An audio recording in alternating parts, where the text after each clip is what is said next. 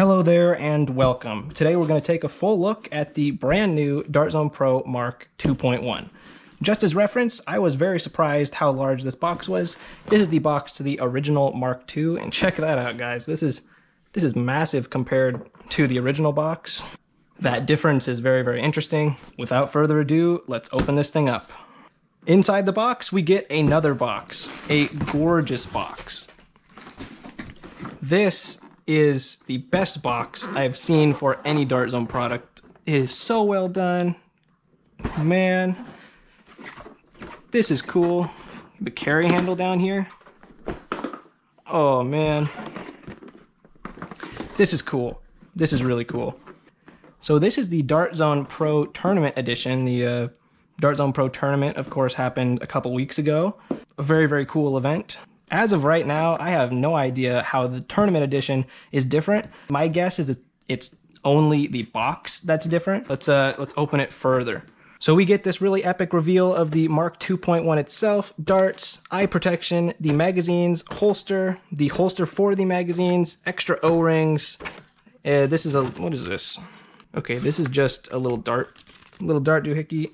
So now that we have the Mark 2.1 out of its box, we can go over what it ships with. You get a muzzle device, which this, just for example, is compatible with the Nexus Pro.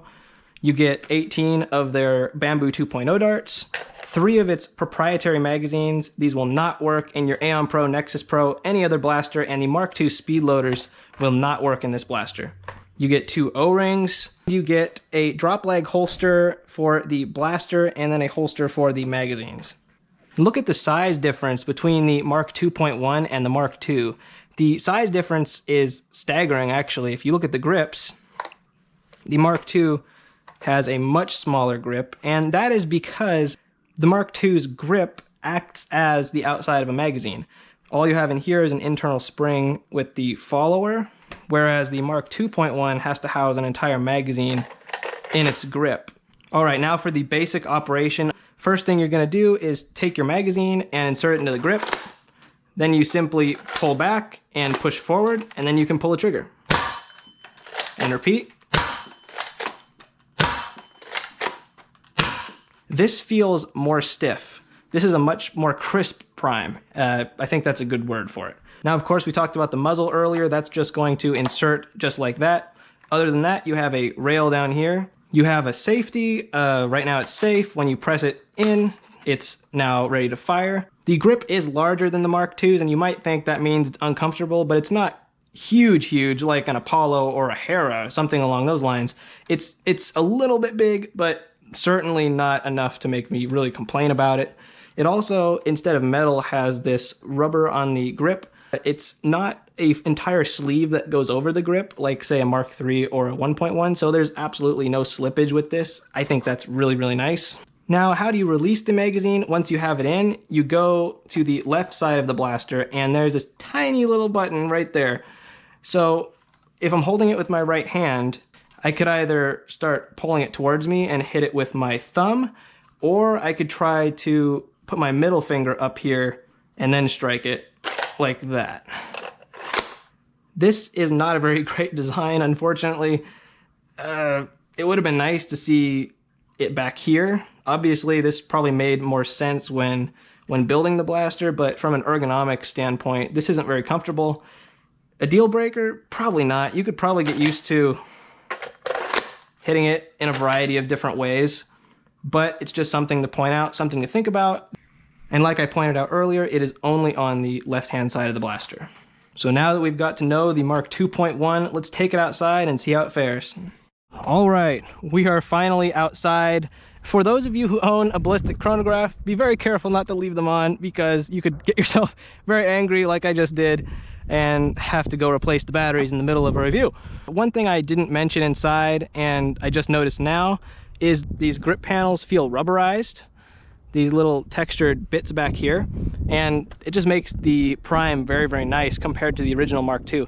So let's get some numbers. These are the Bamboo 2.0s that this ships with. 158, 160, 170, 165, 162, 159.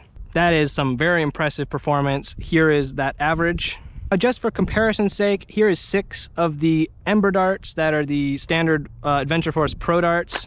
And I'm going to send some of these over the chronograph to see how they perform.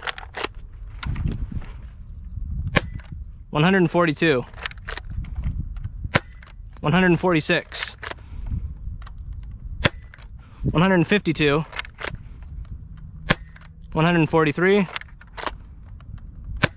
148, and 143. So there's things to consider there.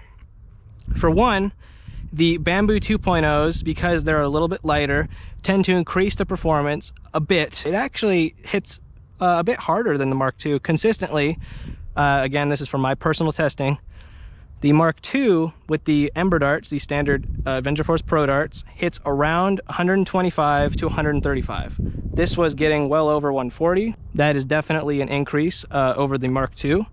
And with the included darts, we got to as much as 170, which, again, you have to look at the Bamboo 2.0s almost in their own category because they do tend to increase performance. But this thing is impressive regardless of the darts you use. We have another magazine of the Bamboo 2.0s, and let's send these guys downrange. Oh, I just noticed aiming it up here, there's a priming indicator back here. Wow, straight as an arrow. That one didn't go quite as straight, but it literally went over 100 feet. Now let's do one at a very substantial angle. I'm probably not gonna get those darts again. This is firing really, really far with these Bamboo 2.0s. I'm gonna do a couple more flat shots. Wow. We might have one more. This thing is loud. And that appears to be all our shots. All right, so my final thoughts on this thing are overall very positive, besides literally only one critique, and that fairly large critique is where the magazine release is. It really isn't that comfortable. Hopefully, if they make a 2.2 or some version of blasters similar to this in the future, they make a magazine release that is substantially more ergonomic. Besides that, the rubberized grip, the prime, the performance, the trigger pull, the overall look of the blaster, the removable magazines, overall, this thing might be my new favorite sidearm that Dart Zone's put out.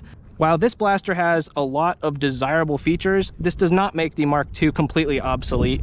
The Mark II is much smaller. It's just a much more low-profile blaster. This is definitely a noticeably bigger blaster. I think when you consider this is an overall bigger blaster and the things you get with it, the pricing does make sense, though it is expensive. Am I happy with this blaster? Yes, 100%. $100, well worth it. Very, very solid offering from Dart Zone. Do I think you should go out and buy one if you already have a Mark II? Maybe. If you really like using pistols, this has a much better system than the original Mark II did. With the speed loaders are very tedious compared to this system. If you're in the market for a really nice secondary and you have the money, go out and grab yourself a Mark 2.1. This thing is a really cool blaster, and is it a surprise to anyone that Dart Zone knocked it out of the park again? Probably not. This blaster meets all of my expectations, but I would love to hear what you think of this blaster so far. Thank you very much for watching, and happy nerfing.